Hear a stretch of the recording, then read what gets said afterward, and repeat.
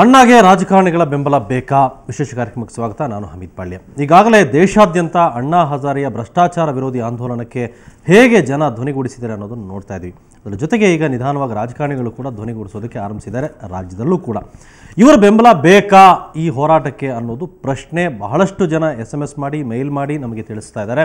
ಜೊತೆಗೆ ನಿಮಗೂ ಕೂಡ ನಾವು ದೂರವಾಣಿಯ ಮೂಲಕ ಸುವರ್ಣ ನ್ಯೂಸ್ ವೇದಿಕೆ ಒದಗಿಸಿಕೊಟ್ಟಿತ್ತು ನಿಮ್ಮ ಅಭಿಪ್ರಾಯವನ್ನು ಹಂಚಿಕೊಳ್ಳೋದಕ್ಕೆ. ಈ ಪ್ರಶ್ನೆಯನ್ನು ಇಟ್ಟು ಇವತ್ತು ಮೂರು ಪಕ್ಷದ ರಾಜಕಾರಣಿಗಳು ನಮ್ಮ ಜೊತೆ ಇದ್ದಾರೆ, ಗಣ್ಯ ಅತಿಥಿಗಳು. ಅವ್ರ ಜೊತೆ ಮಾತಾಡೋಣ. ಈಗಾಗಲೇ ಹೋರಾಟಕ್ಕೆ ಬೆಂಬಲ ನೀಡ್ತಾ ಇರೋ ಕೆಲ ರಾಜಕಾರಣಿಗಳ ಬೆಂಬಲ ಅಣ್ಣಾ ಹೋರಾಟಕ್ಕೆ ಬೇಕಾ ಅನ್ನೋ ಪ್ರಶ್ನೆಯನ್ನು ಇಟ್ಕೊಂಡು ನಾವು ಚರ್ಚೆ ಆರಂಭ ಮಾಡ್ತೀನಿ. ನಮ್ಮ ಜೊತೆ ಪ್ರಮುಖ ಪಕ್ಷಗಳ ರಾಜಕೀಯ ನಾಯಕರು, ಗಣ್ಯ ಅತಿಥಿಗಳು ನಮ್ಮ ಜೊತೆ ಚರ್ಚೆ ಮಾಡೋದಕ್ಕೂ ಮೊದಲು ಒಟ್ಟಾರೆ ಈ ದಿನದ ಬೆಳವಣಿಗೆ ನೋಡೋಣ. ಈ ಹೋರಾಟಕ್ಕೆ ಸಂಬಂಧಪಟ್ಟಂತೆ ಯಾರೆಲ್ಲ ಕೈ ಜೋಡಿಸಿದ್ರು, ಏನೆಲ್ಲ ನಡೀತು ಅನ್ನೋದ್ರ ಬಗ್ಗೆ ಒಂದು ಸಮಗ್ರ ವರದಿ.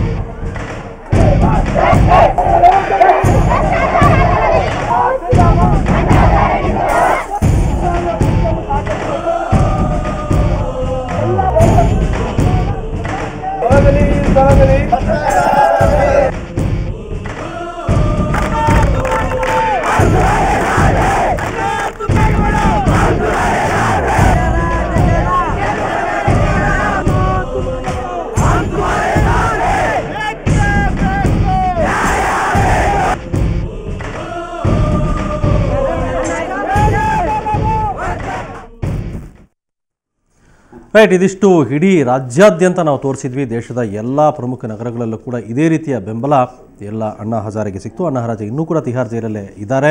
ಅವರನ್ನು ಬಿಡುಗಡೆ ಮಾಡಬೇಕು, ಭ್ರಷ್ಟಾಚಾರ ತೊಲಗಿಸೋದಕ್ಕೆ ಒಂದು ಸಮಗ್ರ ಕಾನೂನು ದೇಶದಲ್ಲಿ ಆಗಬೇಕು ಅನ್ನೋ ಒತ್ತಾಯದೊಂದಿಗೆ ಅಣ್ಣಾ ಹಜಾರೆಗೆ ಎಲ್ಲರೂ ಕೂಡ ಬೆಂಬಲ ಸೂಚಿಸಿದರು.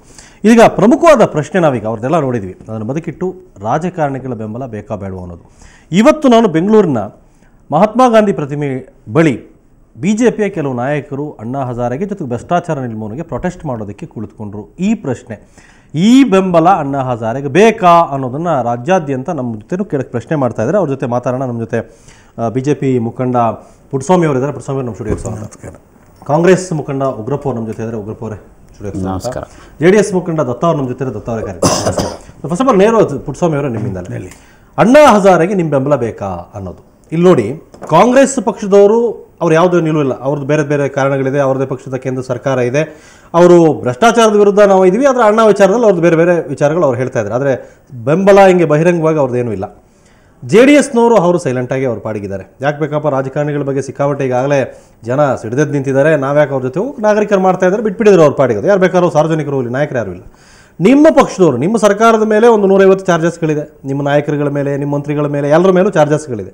ನೀವು ಹೋಗ್ಬಿಟ್ಟು ಇವತ್ತು ಮಹಾತ್ಮ ಗಾಂಧಿ ಮುಂದೆ ಕೂತ್ಕೊಂಡು ಭ್ರಷ್ಟಾಚಾರದ ವಿರುದ್ಧ ನಾವು ಹೋರಾಟ ಮಾಡ್ತೀವಿ, ಅಣ್ಣಾ ಹಜಾರೆ ನಮ್ಮ ಬೆಂಬಲ ಅಂತೀರಲ್ಲ, ಜನ ಏನು ಅನ್ಕೋಬೇಕು?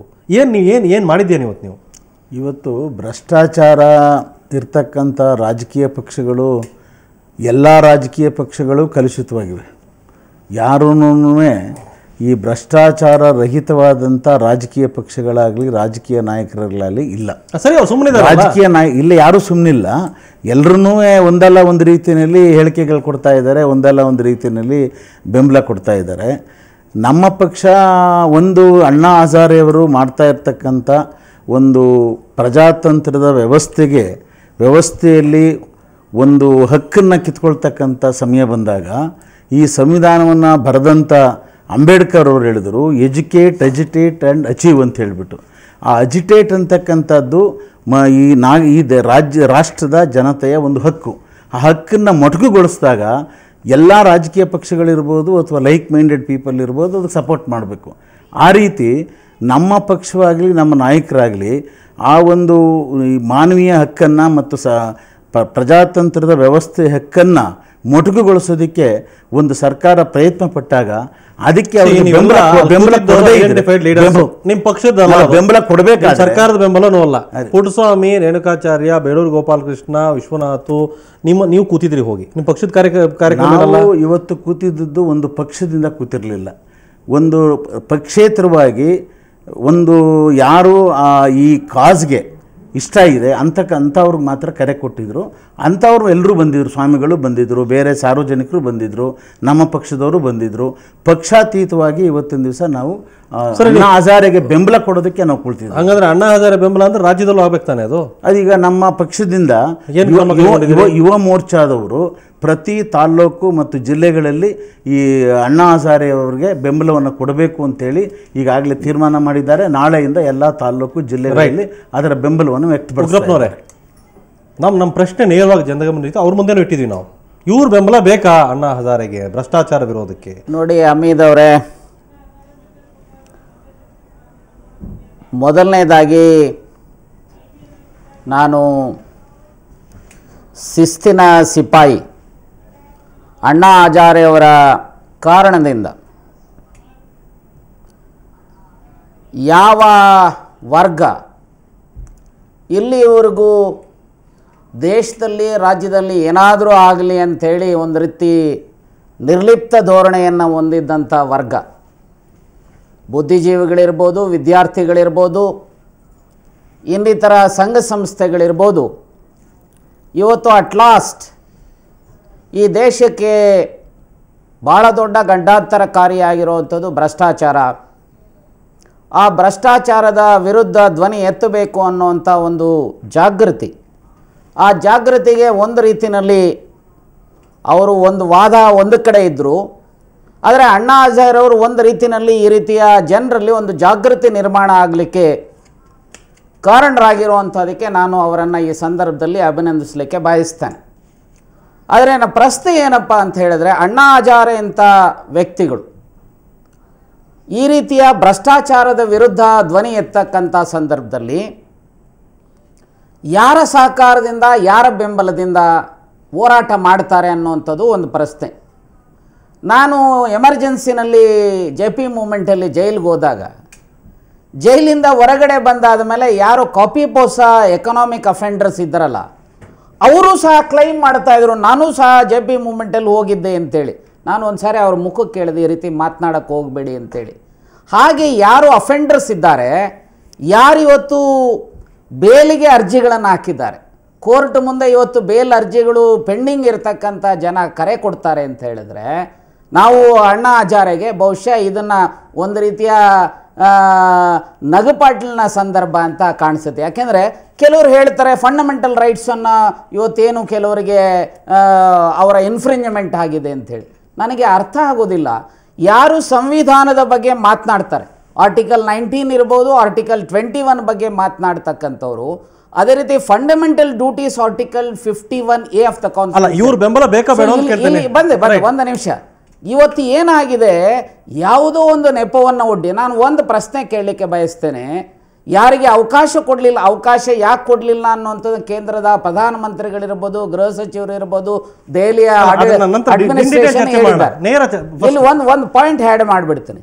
ಯಾವ ಭಾರತೀಯ ಜನತಾ ಪಾರ್ಟಿಯವರು 1991ರಲ್ಲಿ VP ಸಿಂಗ್ರವರು ತಮ್ಮ ಸ್ಥಾನಕ್ಕೆ ರಾಜೀನಾಮೆ ಕೊಟ್ಟು ಬಾಬ್ರಿ ಮಸೀದಿಯ ಹಿನ್ನೆಲೆಯಲ್ಲಿ ಅಯೋಧ್ಯೆಗೆ ಹೋಗಬೇಕಾದ್ರೆ ಇದೇ ಭಾರತೀಯ ಜನತಾ ಪಾರ್ಟಿಯವರು ಕಲ್ಯಾಣ್ ಸಿಂಗ್ ಸರ್ಕಾರ ಅವರನ್ನ ದಸ್ತಗಿರಿ ಮಾಡಿರಲಿಲ್ಲ 144 ಜಾರಿಗೆ ತಂದು.